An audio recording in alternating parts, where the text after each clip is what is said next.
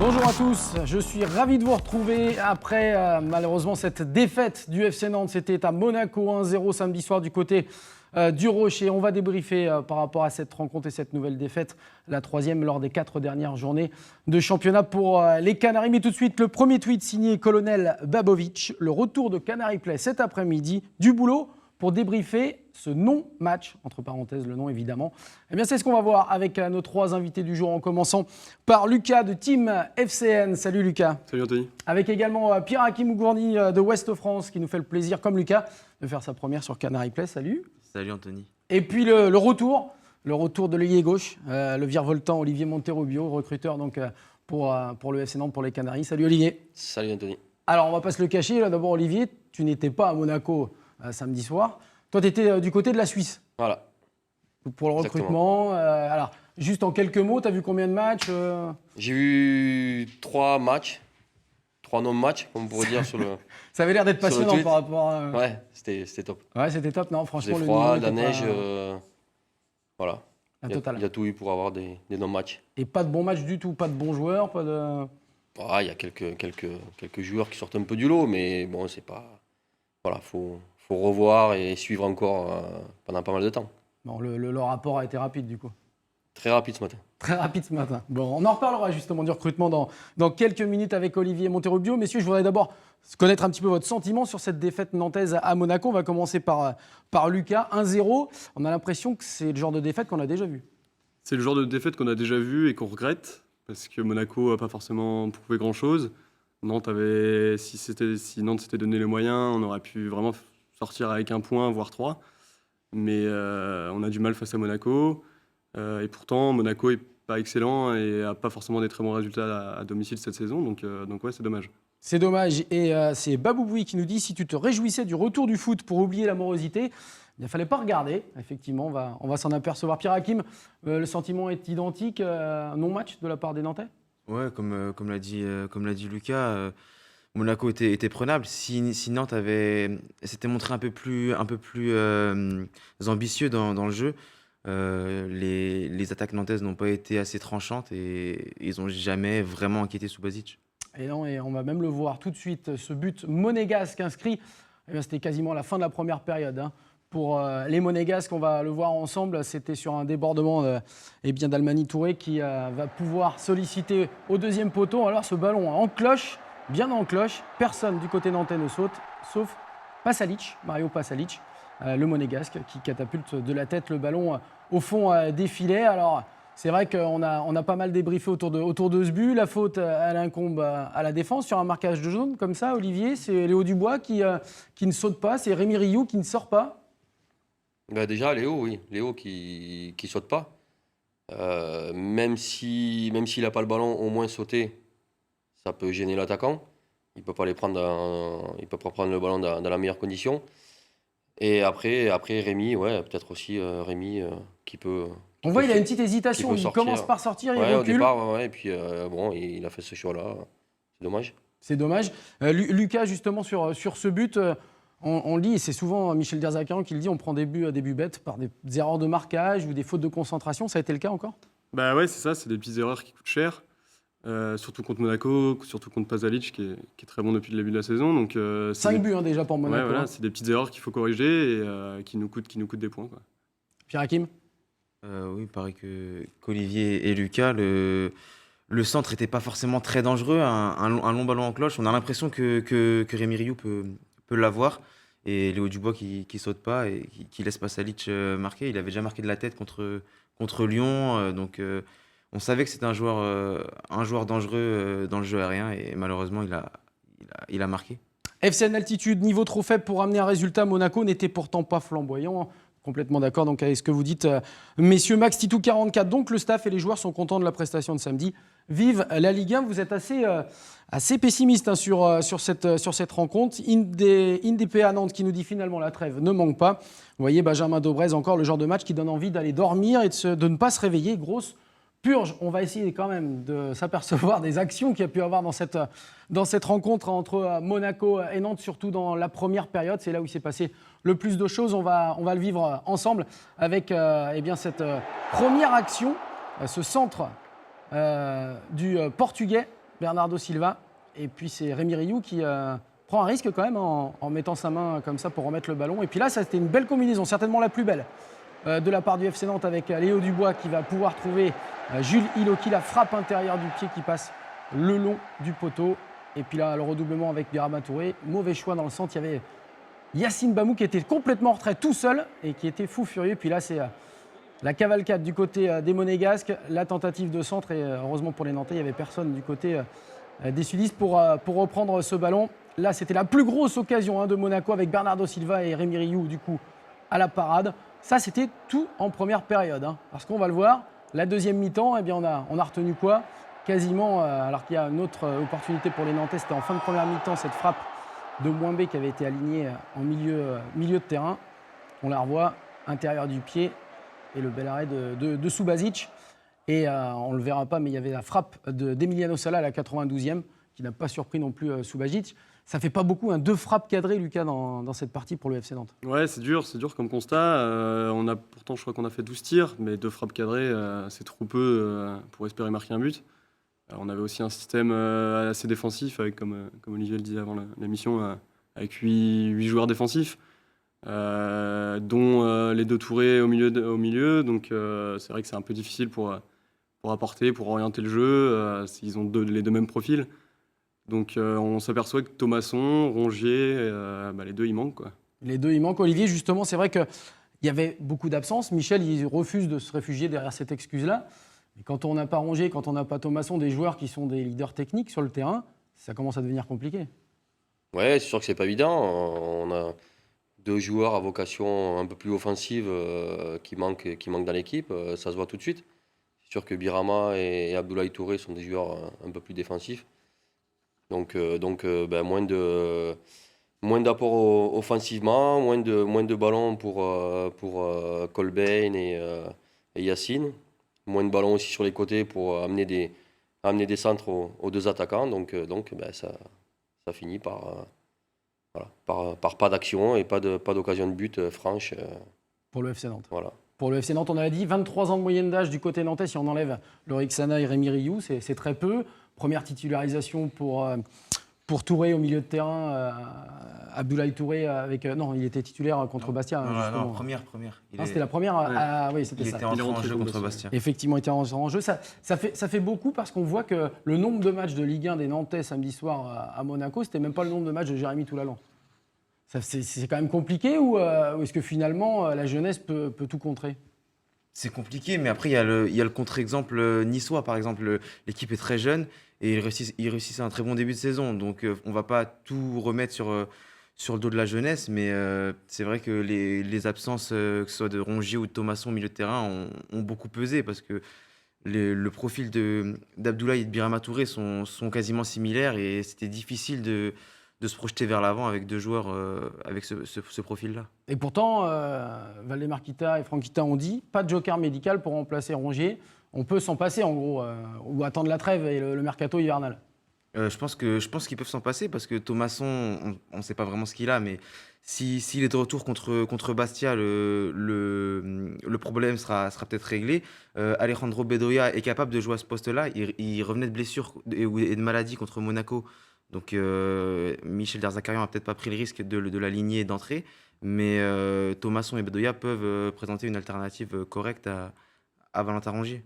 Option ultra défensive quand même sur ce match pour Michel Derzakarian. Ça a été un choix de l'entraîneur nantais. Il avait des craintes ? Sans doute, mais il n'avait pas non plus énormément de possibilités. Bedoya était sans doute un peu trop juste pour débuter titulaire. Adrian, il n'a sans doute pas assez de poids pour l'instant pour jouer contre une équipe comme Monaco assez physique. Donc sans Thomasson, sans Rongier, non, je pense que son choix est compréhensible. Bon, on va effectivement le voir, son choix est compréhensible, même si sur Twitter, vous allez le voir, ils sont nombreux, vous êtes nombreux à critiquer les choix notamment de Michel Derzakarian, Clément FCN, du mal à le dire, mais MDZ arrive vraiment en fin de cycle à Nantes, il faut du changement ou encore, on attend la spéciale Derzakarian signée Chris Grols.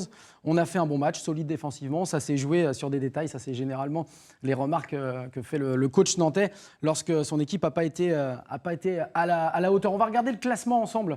Parce que c'est vrai que les Nantais, à l'issue de ce match face à Monaco, eh bien, entre guillemets, basculent du mauvais côté, même s'ils ne sont que 11e pour l'instant de cette Ligue 1. C'est très très serré, on le voit, entre le deuxième Lyon, 25 points, et Bastia, qui est le premier relégable, 14 points. Il y a 11 points d'écart simplement. Ça veut dire que le niveau de la Ligue 1 quand même est pas terrible? Pas terrible, je dirais pas ça, mais c'est vrai il suffit d'une série de 3 victoires pour remonter assez rapidement. Il suffit d'une série de 3 défaites pour dégringoler au classement et être tout près de la zone rouge. Donc non, ouais, c'est serré et il faut absolument enchaîner les victoires pour augmenter un peu. On l'a vu quand on a fait notre série de 4 matchs en défaite. C'est faisable, c'est largement faisable. Olivier, les blessés s'accumulent, on l'a vu, c'est vraiment une première depuis la blessure de Valentin Rongier. On voit que Birama Touré, dans quelques minutes, va passer ses examens pour savoir et connaître la gravité de sa blessure à la cheville. Est-ce que ça peut devenir très compliqué sur cette fin d'année pour le FC Nantes, le fait d'avoir l'infirmerie pleine comme ça? Il ne faudrait pas que ça se remplisse encore plus. Maintenant, on va voir si Adrien Thomasson, voilà, c'est pas trop méchant. Johan Odell, c'est pareil, toujours en soins. Le petit Alexis Allégué qui était en soins aussi ce matin. Donc c'est vrai que ça commence à faire un peu beaucoup. Valentin, il y avait eu des automatismes de prix dans cette équipe du FC Nantes. On l'avait vu sur certains matchs, des combinaisons qui fonctionnaient. Et d'un seul coup, la machine s'arrête, se grippe. Ouais, mais après, dès qu'on voit les victoires qu'on a eu à l'extérieur, c'est qu'on a amené de la folie devant, on a amené des débordements, des centres, de la vitesse. Et quand on voit qu'on n'a pas ça, on est moins dangereux. Sur le match à Montpellier et sur ce match à Monaco, voilà, on a joué un peu sur le même rythme durant tout le match. Et à la fin, on ramène pas de points. On le paye, c'est vrai, avec toutes ces absences. Ça tombe bien parce que, vous le savez, on est allé rendre une petite visite à Valentin Rongier du côté de Cap-Breton. C'était fin de semaine dernière. On va vous montrer quelques images de Valentin Rongier du côté de son centre de rééducation. Regardez-le. Bon, c'est vrai que dans son malheur, au moins les conditions de rééducation sont pas mal du côté de Cap-Breton, face à la mer. Mais regardez, c'est parfois et souvent douloureux par rapport à ce genou qui a subi donc une rupture des ligaments croisés. La rééducation l'a entamée. Il va revenir mardi prochain du côté de Nantes, si tout va bien, pour Valentin Rongier, qui souffre. Regardez la cicatrice. Olivier, ça fait toujours mal de voir ça. Voilà. Ouais, c'est sûr que ça fait toujours mal. On n'aime pas voir les joueurs dans cette situation-là. Donc, voilà, c'est il réapprend à marcher, c'est ce qu'il nous a dit. Football, ouais. C'est assez hallucinant. On va l'écouter, Valentin Rongier, justement, sur les conditions qu'il a réussi à trouver du côté de Cap-Breton et sur son mental, sur son état d'esprit. On l'écoute. J'étais à la maison, j'avais encore mes parents, ma copine. Et quand je suis arrivé ici, je ne savais pas trop à quoi m'attendre. J'ai eu des bons échos du centre, mais je ne connaissais pas du tout. Donc voilà, j'avais un peu d'appréhension. Mais très rapidement, je me suis rendu compte que j'allais être très très bien encadré. Et voilà, avec cet environnement-là, ça peut que bien se passer. Bon, les nouvelles sont plutôt bonnes. Quand on écoute ça fait plaisir, même si on sait que sa saison elle est terminée, Lucas. Oui, sûrement. Il va peut-être revenir en avril, mais ça m'étonnerait qu'il joue. C'est dommage pour lui, c'est dommage pour l'équipe, mais après, il est jeune, il n'est pas indispensable, même si moi j'adore ce joueur-là, il n'est pas indispensable et on doit faire sans lui. On doit faire sans lui. Simon Kisunek qui nous dit sur Twitter en direct, c'est peut-être le moment de relancer Adrian et de lancer Teddy Bouriot. Alors, Adrian, Pierre Hakim, je vois qu'il a un petit sourire en coin. C'est le moment de le relancer. Il était dans le groupe, mais il n'est pas du tout rentré face à Monaco. Adrian, il a une qualité technique indéniable, mais son problème, c'est qu'il est beaucoup trop léger et qu'on a l'impression qu'il vole à chaque contact. Et je pense que la Ligue 1, en tout cas cette Ligue 1-là, ne lui convient pas pour l'instant. Il a besoin de s'étoffer pour faire partie de l'équipe. Et pour Teddy Bouriot, je pense qu'il est encore un peu jeune. Je crois qu'il avait fait un match contre Luçon en début de saison. Mais il est encore trop jeune et il y a d'autres solutions que Teddy Bouriot. Avec Adrian, c'est Lucas, d'après toi, il y a un problème avec ce joueur prêté, on l'a dit, pour le FC Nantes. Il n'a pas le niveau de la Ligue 1.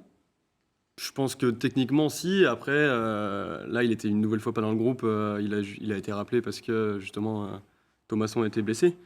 C'est la deuxième fois qu'il est rappelé et qu'il est à la base convoqué en CFA. Donc il doit y avoir un problème. Après, Ouais, moi j'aimerais bien le voir contre Bastia. C'est sans doute un match qui peut le lancer vraiment et définitivement et qui peut lui donner la confiance. Bon, Arnaud Joly, Olivier, Joly78, qui nous dit sur Twitter, question à Monterrubio, à Olivier Monterrubio, Adrien, erreur de casting ou malaise dans le vestiaire? En tout cas, félicitations pour votre mercato, good job. Là, la fin n'est pas ironique, visiblement, c'est le cas. Non, je tiens à préciser quand même, la fin n'est pas ironique. La question, elle est sur Adrien, erreur de casting ou pas? On verra en fin de saison. C'est un joueur qui est prêté. C'est un joueur qui doit nous amener beaucoup plus. Déjà aux entraînements, il doit se forger un autre mental parce que moi quand je le vois, c'est vrai qu'il est souriant, voilà, mais c'est vrai qu'à l'entraînement, il est léger. Il faut qu'il fasse beaucoup plus d'efforts. Il faut que, voilà, comme disait Lucas, il faut que physiquement il s'étoffe. Et dans les duels, il doit être présent. Mais c'est un joueur avec sa technique. Quand on le voit à l'entraînement, c'est sûr qu'il a une belle technique, il a tout, mais voilà, il n'y a pas que ça. On ne peut pas jouer juste avec ça. Justement, Pierre-Hakim, est-ce que ce n'est pas un joueur d'entraînement, Adrien? Parce que nous, on a eu la possibilité de le voir à Annecy aussi, à le stage d'avant-saison. Il nous avait régalé par des gestes techniques, même par ses interventions, par son implication. Et puis là, quasiment plus rien. Ouais, techniquement, il n'y a rien à dire. Adrien est très bon, mais ouais, peut-être que c'est un joueur d'entraînement et qu'il faisait les efforts au début de saison. Il a lâché? Oui, peut-être qu'il a lâché parce qu'il avait été bon face à Guingamp lors de la première journée. Et ensuite, ses performances se sont dégradées jusqu'à son départ de l'équipe. Mais ouais, je pense que c'est peut-être une erreur de casting. C'est pas à moi d'en juger. C'est pas un joueur pour l'instant qui peut rentrer 20 minutes et qui peut amener un peu de folie. Oui, c'est pas un remplaçant de luxe en plus. Je pense que c'est pas un joueur qui peut jouer tout un match pour le moment, qui peut commencer titulaire et enchaîner. Donc c'est peut-être voilà, un match sur Monaco, à Monaco, peut-être qu'il aurait peut-être amené un peu de folie devant, sur quelques gestes, voilà, sur une dernière passe. Bon, voilà. Nantais 72 qui nous pose la question, alors je la pose. Adrien sera-t-il acheté à la fin de la saison? Pour l'instant, on ne répondra pas à la question, mais encore faut-il qu'il soit là jusqu'à la fin de la saison, parce qu'il y a un mercato aussi, et pourquoi pas le voir repartir. En tout cas, c'est ce qui pourrait circuler du côté de la Jaunelière. On verra tout ça, bien évidemment. On parlait de recrutement, ça tombe bien. On a l'un des deux recruteurs officiels sur la cellule avec William Ayache du FC Nantes. On a suivi Olivier Monterrubio dans un des matchs qu'il a supervisé. C'était il y a quelques semaines, un grand match, Angers-Guingamp. Vous allez le voir, c'était superbe. Et puis surtout sur la façon dont fonctionne la cellule de recrutement et avec toutes les innovations technologiques qui peuvent exister. Regardez.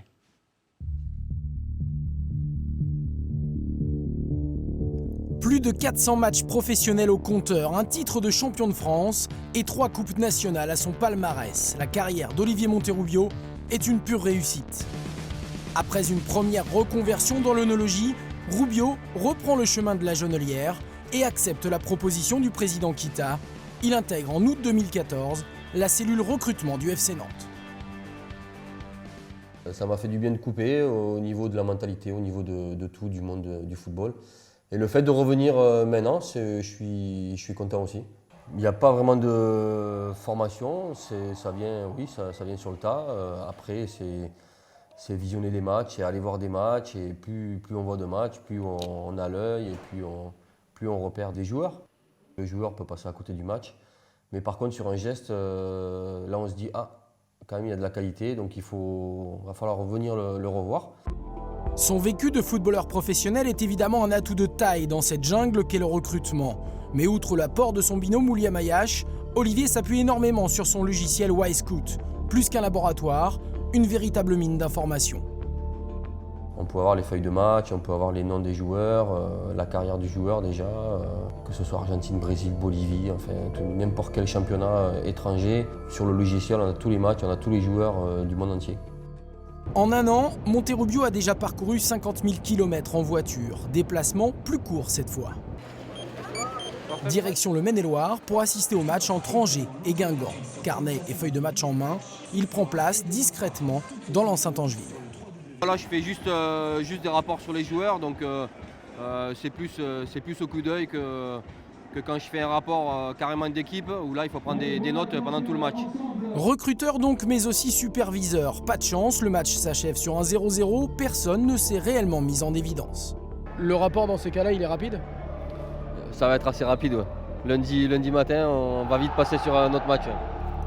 Avant même la fin du temps additionnel, Olivier Monterrubio quitte le stade Jean-Bouin, les yeux rivés vers d'autres découvertes.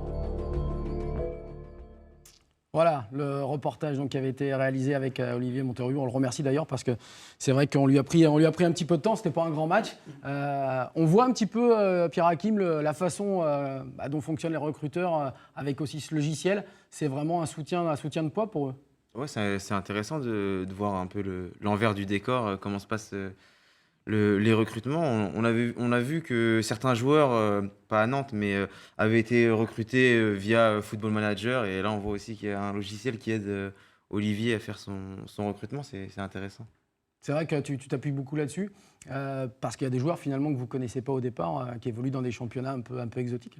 Ouais, et puis même les joueurs que l'on surveille durant toute la saison, dès le lundi, on a tous les matchs en ligne, donc on passe la semaine à regarder leurs matchs du week-end. Voilà, donc c'est intéressant aussi d'avoir ce logiciel parce qu'à l'étranger, des fois, on ne peut pas voir le match, on ne peut pas voir la feuille de match. Là, on a tout. On a les scènes qui sont déjà coupées, donc où on clique sur le joueur et on a toutes ces scènes durant le match, que lui en fait. Que ses actions. Voilà, que ses actions. On clique sur le jeu de tête, sur la passe, sur les buts, sur le repli défensif. On a toutes ces actions durant le match. Ouais, c'est quand même très intéressant de pouvoir s'appuyer là-dessus. Alors, puisqu'on est dans un brin nostalgique, on a vu les premières images avec Olivier Monterrubio, footballeur. Il y a Ibaniro qui nous dit « Il y a 20 ans, France 3 faisait un reportage sur des jeunes du FC Nantes, Monterrubio et Camboni en Duc de Gaillac et d'Albi. » Souvenir ? Ah, souvenir. C'était nul, mais... Donc c'était des bons souvenirs il y a 20 ans. Et puis il y a Kerzadarian aussi qui nous a envoyé un tweet sur justement la nostalgie de Chris Waddle. À quand le retour de la nuque longue, Olivier ?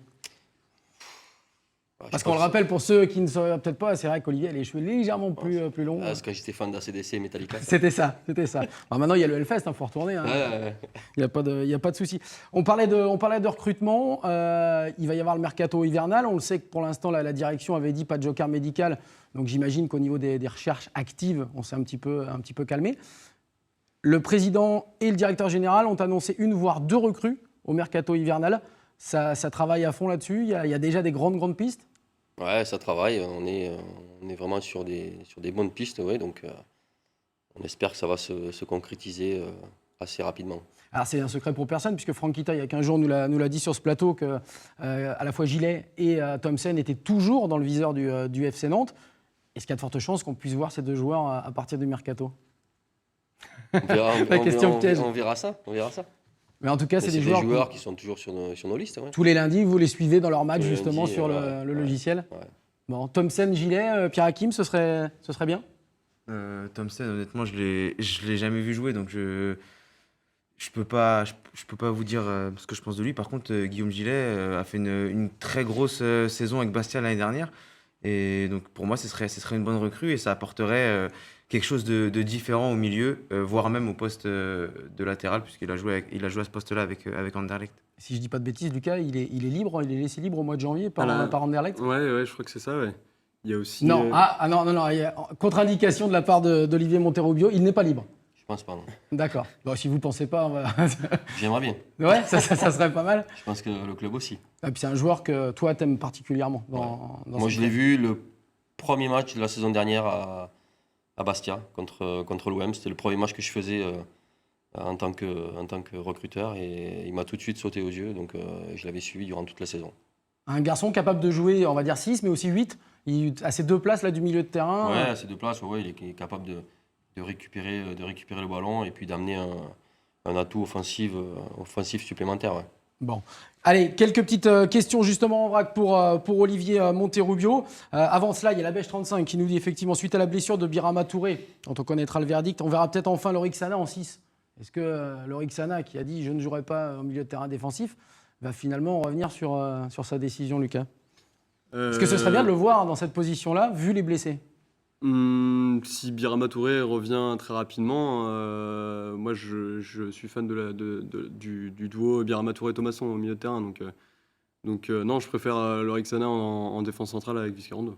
Lorixana, Bon. Pierre-Hakim? Voilà, même chose. Même si Lorixana a été très bon au cours de sa carrière à ce poste de milieu défensif, je préfère qu'il reste en défense centrale et qu'il laisse Birama Touré ou d'autres joueurs À ce poste-là. en numéro 6. En sentinelle. Allez, des questions en vrac. Donc, on le disait pour Olivier Monterrubio. Qui de Michel Derzakarian ou Bruno Baronchelli est le meilleur pour les galipettes, selon vous? Ah, je pense qu'on a vu les images, hein, Bruno est un talent fou. Ah, il a un talent fou, Ouais. effectivement. Une plus sérieuse, Kingdom Froggy. Quelle est la vraie place du FCN au classement? Le ventre mou? Point d'interrogation. Non, je pense qu'on a notre place dans les 10 premiers, ça c'est sûr. Maintenant, il faut qu'on s'en donne les moyens, tout simplement. THFCN. Olivier était un excellent tireur de coups francs. Olivier, c'est toi. Hein. Comment expliquer que depuis plusieurs saisons, le FCN galère dans ce domaine? Ça se travaille? C'est inné? Ça se travaille. Ça tout se travaille? simplement, ouais. Même le pied gauche, tu l'as travaillé? C'était pas quelque chose d'inné? Ouais, après, voilà, on a quelque chose d'inné, c'est sûr, mais on arrive rien sans rien, sans le travail. Donc, Tu restais des heures à tirer des je coups restais francs? des heures, des coups francs, des corners, voilà, des centres, j'en ai fait, voilà, à l'appel. Chaque jour, voilà. Pierre-Hakim, La toi séance qui est vas aux terminée, entraînements, ça se passe comme ça aujourd'hui? Oui, je vois ça. Je vois des exercices spécifiques où les entraîneurs, les joueurs répètent leurs gestes et font beaucoup de centres devant le but. Bon, donc ça travaille un petit peu quand même. Oui, ça travaille, ça travaille. Bon. Mais Oui? Peut-être moins que- Moins avec qu'à les- l'époque, l'époque, peut-être? oui. C'est ça? Ouais, peut-être. Oh, Pierre-Hakim, fini. je dirais pas ça, mais je dirais surtout que aujourd'hui, avec le départ de Jordan Verretou, le FC Nantes a perdu son vrai tireur de coups de pied arrêtés. Et la blessure de Rongier et de Thomasson aussi les a un peu pénalisés dessus. Et On l'a vu à Monaco. on l'a vu à Monaco, c'est Julie Iloki et Wilfried Moimbé qui tiraient les coups de pied arrêtés. D'ailleurs, Iloki a une grosse occasion sur coup franc qui aurait peut-être pu être mieux négociée. Eh oui, effectivement. Une un peu décalée de Christian Bourpif qui nous dit bonjour Olivier Monterrubio. Plutôt raclette ou tartiflette? Et si tartiflette avec ou sans crème fraîche? Raclette. Raclette, Non. sans crème fraîche. Oh non. Ah non, surtout pas. Quel Avec du regard bon portez-vous fromage, Quel regard portez-vous sur le Beaujolais nouveau cette année? Comme chaque année, il est extraordinaire. Extraordinaire. Bon, allez, on va revenir à une question un petit peu plus sérieuse. De P2M 44, en tant qu'ancien milieu offensif gauche, comment jugez-vous les débuts du petit Alexis Allégué? Bah, il a fait une bonne apparition contre Nice. Voilà, c'est un jeune qui monte au fur et à mesure. La cellule de recrutement avec William Ayash, on voulait absolument qu'il intègre le groupe en début de saison, au stage de préparation avec Enoch Quateng, donc deux jeunes de 19 ans, c'est ce qui a été fait. Et voilà, le fait de s'entraîner déjà depuis plusieurs mois avec les pros, ça change complètement de niveau et on voit au fur et à mesure qu'ils commencent à prendre leur marque. Parce qu'ils sont toujours dans le groupe. Ils sont toujours dans le groupe, ils Ça, c'est s'entraînent bien. toujours avec le groupe pro, donc c'est bien. C'est bien de faire des petites apparitions comme ça permet de se montrer et puis au fur et à mesure de devenir un titulaire. Allez, dernière question sérieuse. Les clubs de Ligue 1 sont-ils contraints de recruter des joueurs libres de Ligue 2 ou des joueurs qui se sont perdus à l'étranger? Par rapport aux finances, j'imagine, des clubs comme le FC Nantes. Bah, après, tout dépend du joueur. Il y a plein de choses qui rentrent en compte. Donc après, un joueur libre comme Wilfried Moimbé, c'est sûr qu'on s'est mis vite sur les rangs et on l'a fait signer assez rapidement pour pas se le faire piquer après. Voilà, donc après, tout dépend du joueur, quoi. Bon, et là, on rentre dans les étoiles. THFCN qui nous dit si demain, Valdemar Kita vous dit budget illimité, tu prends 3 joueurs de Ligue 1 de ton choix. De qui s'agit-il? Et je poserai la question aussi aux gars, comme ça ils peuvent préparer un peu leur réponse. Si tu avais 3 joueurs de Ligue 1 à prendre, quels qu'ils soient. Ah, sur le début de saison, je prends le petit Codziello de Nice. Voilà, qui pour moi fait un super début de saison. Après, Après, c'est le choix entre ligne par ligne ou 3 joueurs du même. Peu ouais, importe, voilà, hein. après je prends Lucas de Paris qui joue pas beaucoup, donc il pourrait nous apporter un plus. Vu qu'on n'a pas beaucoup de joueurs de côté, c'est plutôt pas Ouais, mal. voilà. Et le troisième? Et le troisième, je prends Valentin Rongier qui revient tout de suite. Voilà.